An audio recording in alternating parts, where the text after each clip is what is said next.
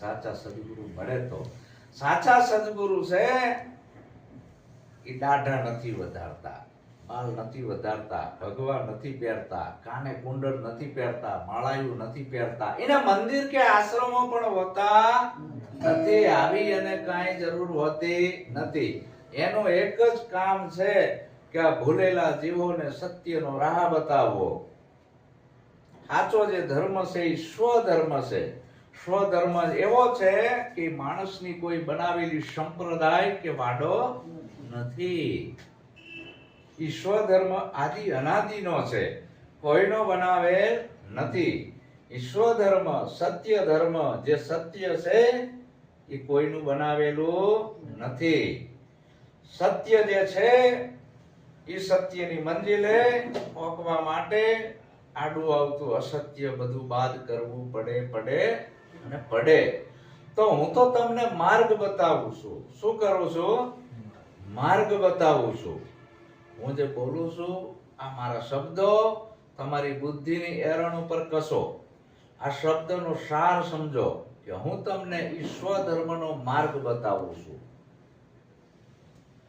હું કોઈ નિરાત પંથ, કબીર પંથ, ઉગમ પંથ, સ્વામિનારાયણ પંથ, રામાનંદી, હિન્દુ, મુસલમાન, ઇસ્લામ, બૌદ્ધ મારે કોઈ ધર્મથી વિરોધ નથી અને હું કોઈ ધર્મનો ગુલામ નથી. માણસોના બનાવેલા 300 ધર્મ અને 3000 સંપ્રદાયનો હું ગુલામ નથી. હું તો સત્યનો ઉપાસક છું. કેનો? સત્યનો. અને એ સત્યની મંજિલે જો તમારે પહોંચવું હોય તો એના તરફનો હું અંગુલી નિર્દેશ કરું છું કે હું જે બોલું છું એ તમારી બુદ્ધિની એરણ ઉપર કસો અને તમને સત્ય લાગે તો સ્વીકાર કરો. હું તમને તમારામાં કંઈ ઠોકી બેહાડવા માંગતો નથી. હું તમને કોઈ ગાળિયા નાખવા આવ્યો નથી. કાલો નિરાતપંથી બની જાઓ કે કબીર પંથ બની જાઓ કે ઇસ્લામ ધર્મનો અંગીકાર કરો કે હિન્દુ ધર્મનો અંગીકાર કરો. હું કોઈ ધર્મનો અંગીકાર કરવા માટે તમને આવ્યો નથી ને એટલા માટે હું આ બોલતો નથી. પણ તમે જે બધા વમળમાં ફસાઈ ગયા છો, ધર્મોના, સંપ્રદાયના, વાડાના, વાડીના, ભગવાનના, અનેક જાતની ભ્રમણાઓના, આ બધી ભ્રમણા બધી છોડાવી તમને તમારી ઓળખનું જ્ઞાન આપું છું. તમે કોણ છો? આ બધાને જાણવા વાળા તમે કે બીજા?